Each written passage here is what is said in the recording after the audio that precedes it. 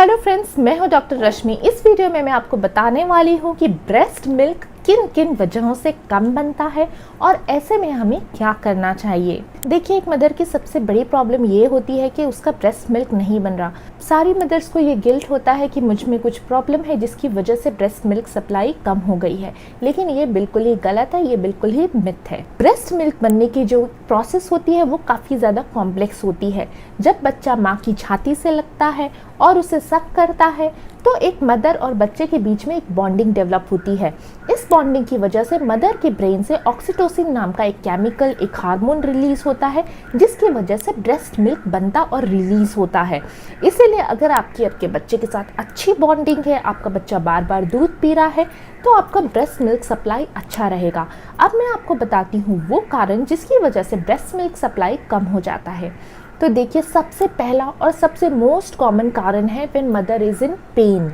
जब आपकी डिलीवरी हुई है, आप बहुत ज़्यादा पेन में हैं, या फिर अगर किसी भी रीज़न से आपकी तबीयत ख़राब हो गई है, आपको फीवर हो गया है या कोई इन्फेक्शन हो गया है, किसी भी वजह से अगर बॉडी में पेन है, तो मदर और चाइल्ड के बीच में वो पॉजिटिव बॉन्डिंग नहीं बन पाएगी और हार्मोन का सिक्रीशन नहीं होगा, जिसकी वजह से ब्रेस्ट मिल्क सप्लाई टेम्परेरीली लो हो जाएगी। तो ऐसे में आपको सबसे पहले ये करना है कि आप पेन किलर लें और अपने आप को ठीक करने की कोशिश कीजिए, अपनी बीमारी को पहले ठीक करने की कोशिश कीजिए, उसके बाद ही आपका ब्रेस्ट मिल्क सप्लाई बढ़ना चालू होगा। दूसरा जो मोस्ट कॉमन कारण है वो है स्ट्रेस। बहुत सारे पेरेंट्स को बहुत ज़्यादा स्ट्रेस रहता है। बच्चे होने के बाद उन्हें काफ़ी ज़्यादा एडजस्टमेंट प्रॉब्लम हो सकती है, फाइनेंशियल डिफ़िकल्टीज़ हो सकती है, हेल्प की प्रॉब्लम हो सकती है, हेल्प करने के लिए कोई रहता नहीं है, सारे काम मदर को खुद करने रहते हैं। कई घरों में ऐसा होता है कि मदर इन लॉ बैठी हैं या फिर कोई और बैठा है, लेकिन वो they are not helping mothers. तो इन सब की वजह से मदर को बहुत ज़्यादा स्ट्रेस हो जाता है और जिसकी वजह से भी उसका ब्रेस्ट सप्लाई कम हो जाता है। तो इसीलिए अगर आप जॉइंट फैमिली में रहते हैं या फिर इवन आप न्यूक्लियर फैमिली में रहते हैं, तो आप अपने नियर एंड डियर वन को, अपने हस्बैंड को, अपनी मदर को, अपनी मदर इन लॉ को, अपने सिस्टर को, जो भी आपके आस पास है, उनसे आप पहले हेल्प मांगिए। आप कुछ समय अपने लिए भी निकालिए, थोड़ी देर के लिए बच्चा आप उनको देकर अपने लिए कुछ समय निकालिए। उस समय में आप म्यूज़िक सुन सकते हैं या फिर ओम चैंट कर सकते हैं, या फिर अगर आपका शरीर साथ दे रहा है तो आप थोड़ा बहुत वॉक कर सकते हैं।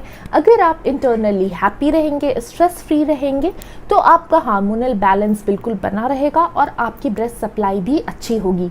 ज़्यादातर पेरेंट्स में दिक्कत ये होती है कि जैसे ही ब्रेस्ट सप्लाई कम होती है, मदर को और ज़्यादा स्ट्रेस हो जाता है और ज़्यादा स्ट्रेस होने की वजह से जो बची खुची सप्लाई है वो भी कम होने लगती है। तो मेन प्रॉब्लम यहाँ पर शुरू होती है। इसीलिए अगर आप अपने बच्चे का अच्छा चाहती हैं, अपने बच्चे को ठीक करना चाहती हैं, तो पहले आप खुद ठीक रहिए। तो दूसरा कारण था स्ट्रेस।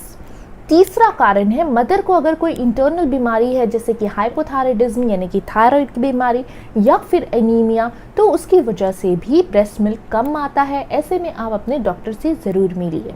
फोर्थ रीज़न है मेडिकेशंस।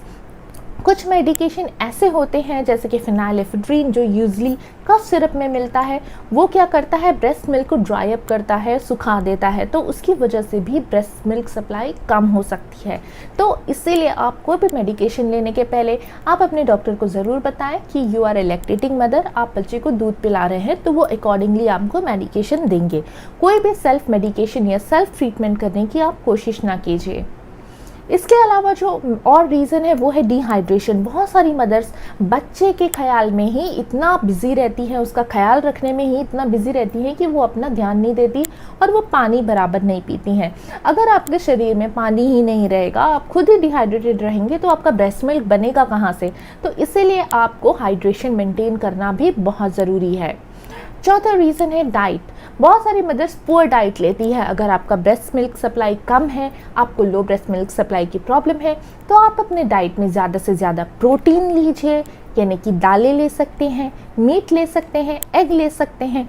फ़िश को थोड़ा इसलिए अवॉइड किया जाता है क्योंकि जो सी फ़िश होते हैं खास करके वो मरकरी से कंटामिनेट रहते हैं, इसलिए हम सी फ़िश को थोड़ा अवॉइड करते हैं जब तक कि बच्चा 6 महीने का नहीं हो जाता।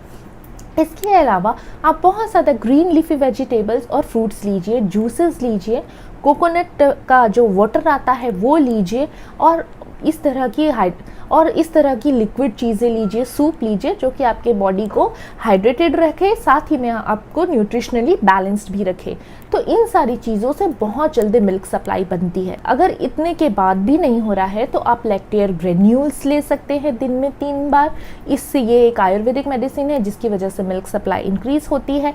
या फिर आप सौंफ और भुना जीरा भी ले सकते हैं। ये एक हर्ब्स है जिसकी वजह से भी मिल्क सप्लाई थोड़ा बहुत इंक्रीज हो जाती है। लेकिन जो मिल्क सप्लाई इंक्रीज करने का रामबाण तरीका है वो है ज़्यादा से ज़्यादा बच्चे को फीड कराना।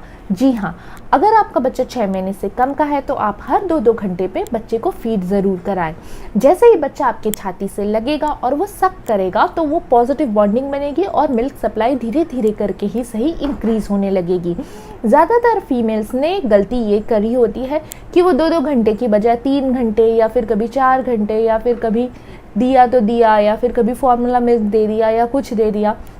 तो जो उनका शेड्यूल रहता है वो सही से नहीं रहता है, वो बराबर से दूध नहीं पिलाती हैं, एक तरफ का पिलाया दूसरी तरफ का नहीं पिलाया।